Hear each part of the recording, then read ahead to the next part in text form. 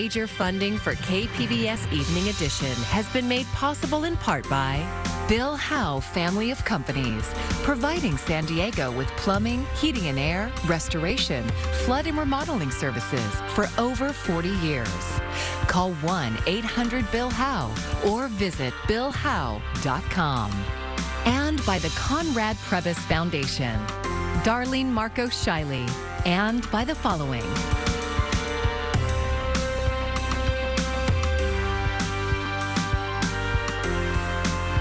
And by viewers like you.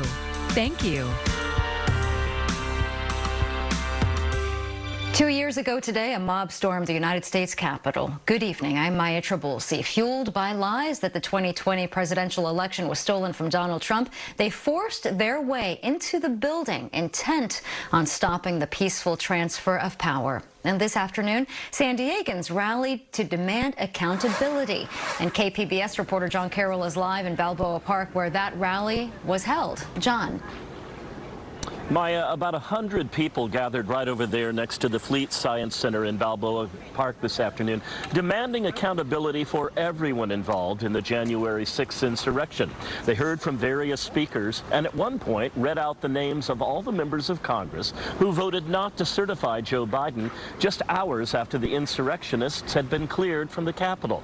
That included one name familiar to San Diegans. Representative Mike Garcia. Traitor. Representative Darrell Issa. Traitor. Representative Andy Biggs. Most of the people gathered are members of Indivisible San Diego. Indivisible groups across the nation held similar rallies today. Their demand for accountability included everyone involved from top to bottom, and a demand to not seat the members who voted against certifying the election. Here's Yvonne Elkin with Indivisible San Diego. We don't think that they should even be eligible to run for office. And so part of today is we're going to call out all those names and then ask our legitimate Congress people to vote to not seat them. Elkin says a smaller number of members of Congress actually helped the insurrectionists. She says her group is demanding that those members be investigated and, if appropriate, prosecuted. Live in Balboa Park, John Carroll, KPBS News.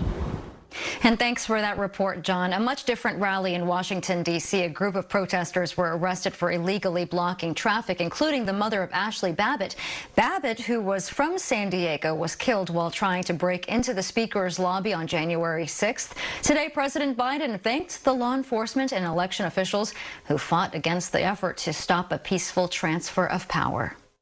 You held the line that day, and what was on the line was our democracy. And history will remember your names.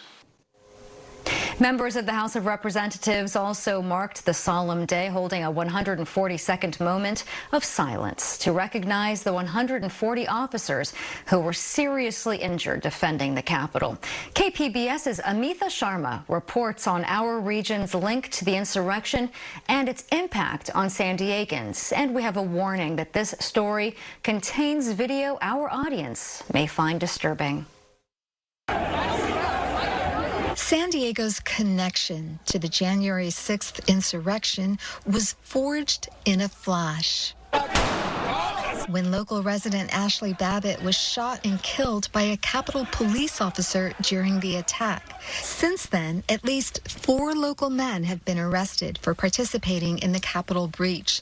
And Mesa College political science professor Carl Luna says the region still has its share of extremists who are members of the Oath Keepers and Proud Boys, 2 far-right groups largely responsible for the carnage on January 6th, 2021. And while local law enforcement tries to keep an eye on them, I'm not quite convinced that we really have a good feel for just how things could become in San Diego if it became a really divided national scene by 2024. A House committee has investigated the Capitol attack, held months of hearings, and referred former President Trump for criminal charges. But Luna says San Diegans have largely checked out. Locally, I think we've just kind of ignored it. It's such an East Coast thing. We'll just keep going on with our San Diego stuff and pretend it's not going to affect us. Democratic Congressman Mike Levin told KPBS that he understands why people might want to just move on, but there's a risk of turning away from what happened 2 years ago. I do worry that there has been an erosion of our democratic institutions, and there's a desire to just forget or to be nonchalant about what was truly an attack, an insurrection unlike anything we've seen since the early 1800s. Levin said part of moving forward from the January 6th insurrection includes accountability.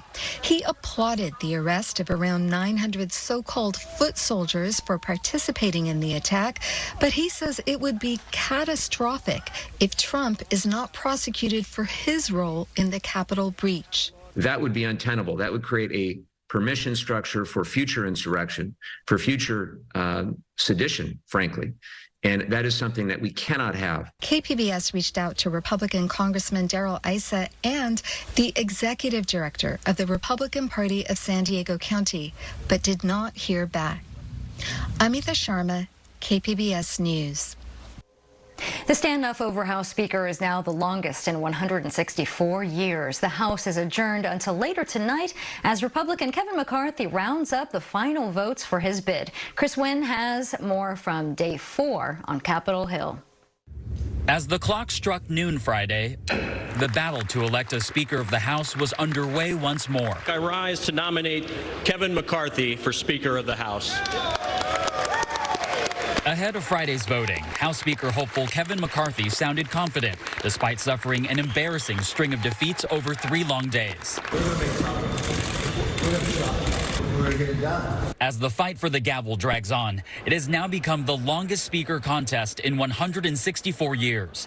One of McCarthy's supporters says the hardliners could eventually face consequences. Their constituents expect them to be effective. And for them to be able to do that, they're going to have to negotiate not just with the Speaker, but they have to pass bills off the House floor. And there's a group of members right now that are watching and what they're doing to the Congress and probably aren't going to be very happy with them and aren't going to be very easy to work with over the next 2 years. Some of the GOP holdouts say they'll remain firm. You never have to ask me again if I'm a no on Kevin McCarthy. I will never vote for Kevin McCarthy. Democratic colleagues across the aisle say the holdout is holding them up. We're not receiving briefings. We're not able to have the discussions with the administration. So there's a lot that's happening that's preventing oversight, preventing us from doing all the normal work, and it's not good. Chris Wynn, KPBS News. San Diego Congressman Darrell Issa is calling on fellow Republicans to come together, saying the stakes are too high. In a statement, he said in part, quote, "We can't fight for the American people until we stop fighting with each other." Governor Gavin Newsom took the oath of office today, kicking off his second term, and it began with the governor leading a march to the state capitol. It's no coincidence that the event was held on the 2-year anniversary of the January 6th insurrection. Newsom's inaugural committee says the march demonstrated the California way, standing in contrast to the attack on democracy. San Diego County Sheriff Kelly Martinez will officially take the oath and be sworn in on Monday. Martinez began her work for the Sheriff's Department in 1985 as a deputy in the county jails, and now as the department's 31st sheriff. There's much work to do, from bringing change to the jail system to restoring trust in county law enforcement. KPBS's Jade Hindman has more.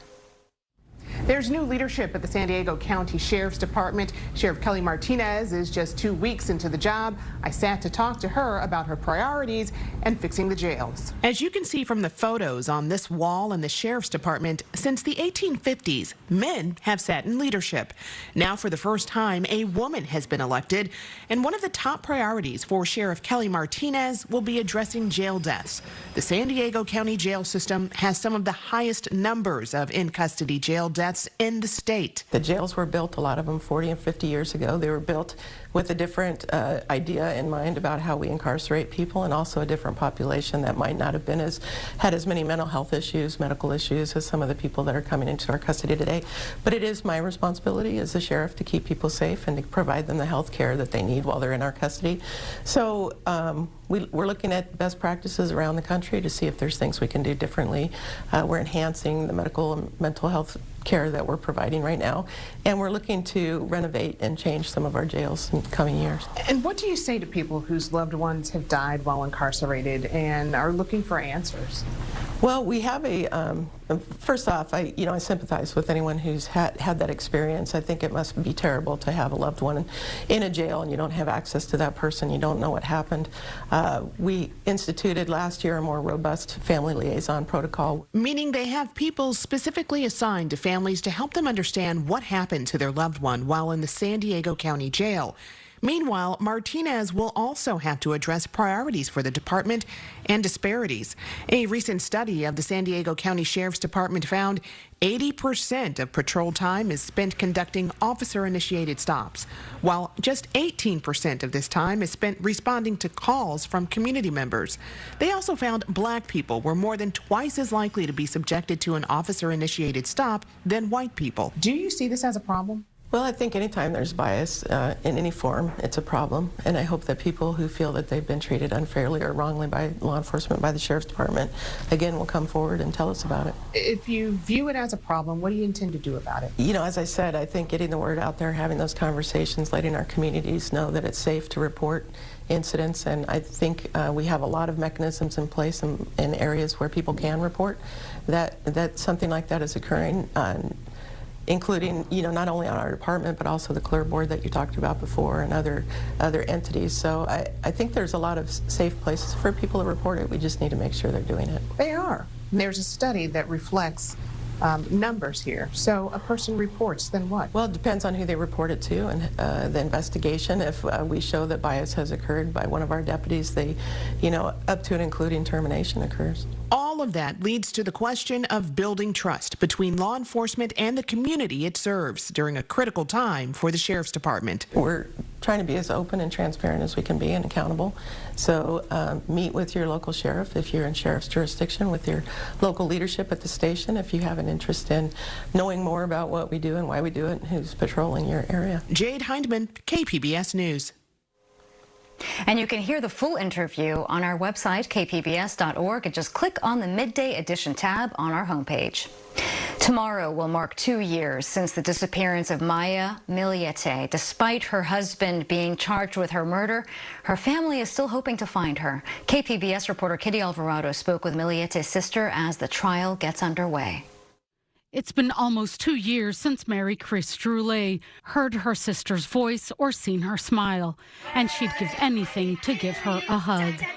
The first day we heard we couldn't find her. It's nerve-wracking. It's really hard, and in the first couple of days, I said, she'll be home, and and we're counting days, and then we start counting months, and now it's 2 years. Maya Millete, just 39 years old, went missing on January 7th, 2021.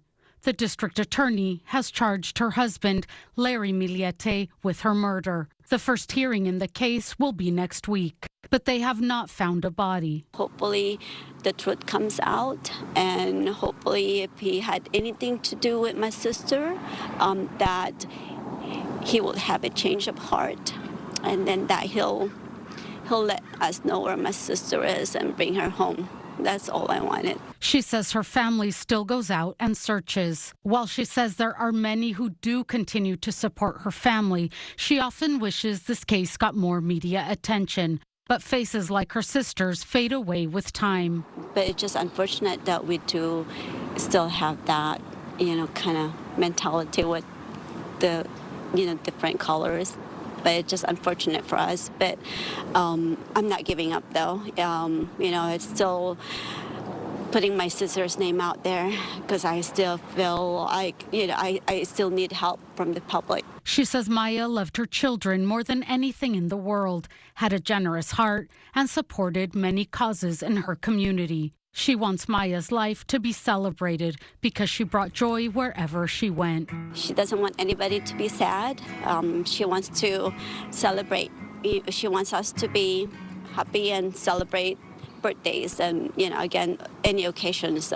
That's what we always say. This is what Maya wants. And what's keeping this tight-knit family going through this unbearable pain of not knowing. Fate and my sister's spirit, possibly, because I was thinking, you know, she's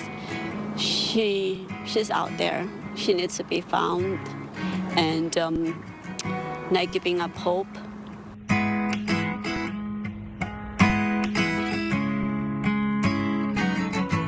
We reached out to the district attorney about the case to ask if there was still an active search for the body. They said they do not comment on pending cases. Kitty Alvarado, KPBS News.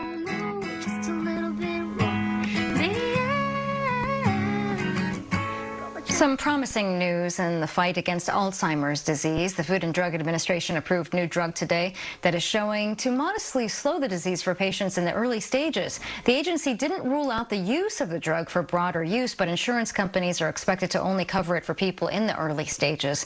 It is the first drug that has been shown to slow the decline in memory and thinking, but it could have some potentially serious side effects. Thursday's storm is still making an impact, especially on Ocean Beach Pier. Residents have been gathering there to watch the powerful waves that are expected to reach between 10 and 16 feet, plummeting the pier and causing significant damage. The pier's taking a beating. As beautiful as it is, it's painful to watch.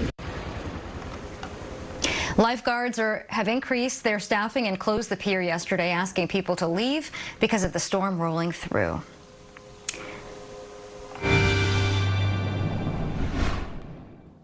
And let's start you off with those weather headlines. What you need to know, it is going to be warmer than it was here on Thursday, but we're still running below average here through the weekend. We do have early patchy fog that we were dealing with early Friday, and it is still possible here heading into the early hours on Saturday, but overall a much drier weekend, but we're turning wet here for next week. So high pressure is going to be the dominating factor here across the southwest. Much drier conditions, really catching a break from all of that drenching rain that California was experiencing as that system has pushed off towards our east. We do have a high surf warning, though, in effect here along the coast. Swells between 10 to 13 feet possible here. That's not going to expire until 9 p.m. here on your Friday. Tonight, dropping down to the mid-40s. Again, patchy fog here possible late and then early on for your Saturday if you are doing any travel.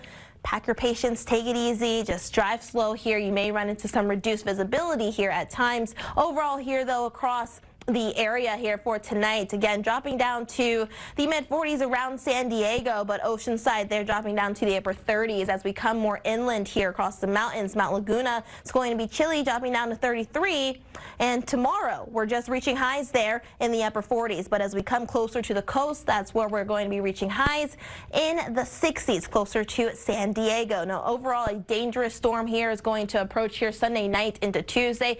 That's going to bring extreme precipitation here to California as we're really tapping in to this tropical moisture through the atmospheric river. So timing this out in futurecasts, again going to be staying mostly dry here throughout the weekend. We could pick up a few isolated showers there Sunday, but the main story is going to be here Monday. Overall here across the coast, starting off in the 60s, rain here on the way here by Tuesday. Inland, similar story. We're going to remain highs in the 60s. Your mountain forecast here, we're going to be in the 40s, but that rain hits there by Tuesday. Similar story, rinse and repeat here for the desert, but warmer in the upper 60s, the low 70s. For KPBS News, I'm Bri Guy. California could soon have a new repository of electric power capable of stabilizing the state's power grid. KPBS environment reporter Eric Anderson says a German company is building a virtual power plant brimming with potential. Well, it's opening right now. It's been less than a year since Andrea Divis moved back to San Diego County into a two-story oceanside home. It's comfortable and cozy, and really the backyard is kind of my oasis where I'm homebound a lot of the times. Divis is dealing with a chronic medical condition. She needs air conditioning and refrigeration for her medicines. When I was in Oregon, I was paid like, I don't know, $150 a month for my utilities. And now I come here, and on the slowest months it was $200, and I got upwards of $450, $480. Divis saw solar as a solution. She added power-generating panels to her roof, and just inside her garage, there's a sophisticated Sonnen battery. The battery stores excess power generated on her rooftop during the day and uses that environmentally friendly energy when the prices go up between 4 and 9 p.m. We've got sun in Southern California. Let's use it to our advantage. We shouldn't be using, crude oil and all of that kind of stuff. We're trying to get away from that, and it helps meet the energy efficiency that we've committed to for California. And, I'm always about trying to, recycle and reuse and reduce. And if that reduces my impact on the environment, then great. That Sonnen battery is made by a German company owned by Shell. A modem connects the power storage device to the internet, and that connection could be the bridge to build a power reservoir that could help California avoid future power shortages. We've seen the flex alerts, hey, look, we've got more demand than we have production. I need people to cut back. Well, if we have these batteries with stored energy in them, that energy could be pumped out to the grid and help stabilize the grid. The company has only sold a few dozen Sonnen batteries, but Tereso says that number could climb dramatically by the end of the year. Sonnen has already developed software that'll allow batteries scattered around the state to work together in a swarm, providing power to the grid when it's needed the most. Hey, that battery can be so much more. It's not just there for backup. It's not just the stored energy for you to use when you in an event, or it's not just for you to use between 4 and 9 when the rates are high. That battery now has real value to the market, and you can be part of helping the California grid become more stable and more resilient. Sonnen battery owners get a payment for signing up to be part of the virtual power plant. Having a certain amount of electricity on standby is important for the grid, so battery owners get paid for making their stored electricity available. And if that energy is ever needed, the homeowners get premium rates for the power they release from the battery. It's the next step beyond just putting solar on the roof, is to have thousands of people have their batteries coordinated. It should save them more money on their electric bill, should actually pay them for their service, and help us get rid of fossil fuel-based power plants. Riquetta says batteries can be located anywhere in the state because Sonnen deals directly with the California Independent System Operator, the agency that runs the electric grid. He says Sonnen needs 5,000 to 10,000 connected batteries to have a significant impact on the grid, and the more residential batteries there are, the more they can help. Having a smarter grid that is more nimble, that can balance generation and load, and that can handle the difficulties in the grid is, I think, essential for the future. It's the blueprint for the future. And to answer your question in a long way, millions of batteries someday should exist. And this will allow us to, amongst other solutions, allow us to decommission all of the coal-burning power plants once and for all. But whether companies like Sonnen can encourage enough people to buy batteries is unclear. California regulators recently passed new rules slashing the value of electricity that rooftop solar owners sell back to the grid. Officials hope that homeowners buy batteries paired with solar systems to avoid high peak prices. But it's not clear whether the new rules will create the financial incentive to convince owners to spend thousands of dollars up front to install the systems. Eric Anderson, KPBS News. Southwest Airlines says its service meltdown over the holidays is going to cost at least $725 million and could hit up to $825 million. In a financial filing today, the airline said this will cause the company to report a loss in its fourth quarter. Costs include reimbursements, extra employee hours, and offering of frequent flyer benefits to travelers. Southwest canceled more than 16,000 flights between December 21st and the 29th, peak dates for holiday travelers. And when it comes to jobs, 2022 might be remembered for getting the U.S. close to where it was before the pandemic. SDSU's Miro Kopik tells us more about the final numbers for the year in the Friday Business Report. Well, the jobs report, again, was very strong. We added 223,000 jobs, above the estimates of about 200,000. It shows that the job market is slowing down just a little bit because we ended the year with 4.5 million jobs. So an average of 375,000 jobs every month. The unemployment rate fell to 3.5%. It's been kind of in that range of 3.5 to 3.7% since March. What's interesting is that layoffs in December were down 43%. And this is in the face of a lot of high-profile tech companies announcing major layoffs, like Amazon with over 18,000, Salesforce with 10,000, Meta with over 10,000. But again, while they bring a lot of headline news, they're a drop in the bucket in the overall employment picture. I'm Amna Nawaz. Tonight on the NewsHour, Kevin McCarthy gains more support from fellow Republicans in the battle to become House Speaker. That's coming up at 7 after Evening Edition on KPBS.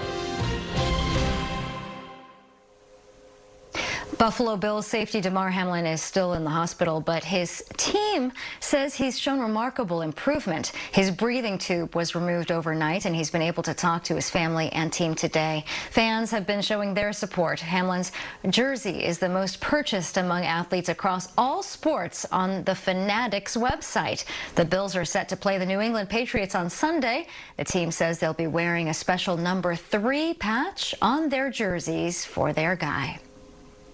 Today is Dia de los Reyes, or Three Kings Day. The event celebrates the visit of the 3 wise men to the newborn Jesus, marking the end of the Christmas season. San Ysidro-based Casa Familiar held a festive celebration with plenty of games, activities, and prizes. The traditional Rosca de los Reyes cake and hot chocolate were also served. The community organization also provided each child with a free book and school supplies to support youth literacy. And you can find tonight's stories on our website, kpbs.org. Thanks for joining us tonight. I'm Maya Trabulsi. Have a great evening. Major funding for KPBS Evening Edition has been made possible in part by Bill Howe Family of Companies, providing San Diego with plumbing, heating and air, restoration, flood and remodeling services for over 40 years. Call 1-800-BILL-HOWE or visit billhowe.com. And by the Conrad Prebys Foundation, Darlene Marcos Shiley. And by the following: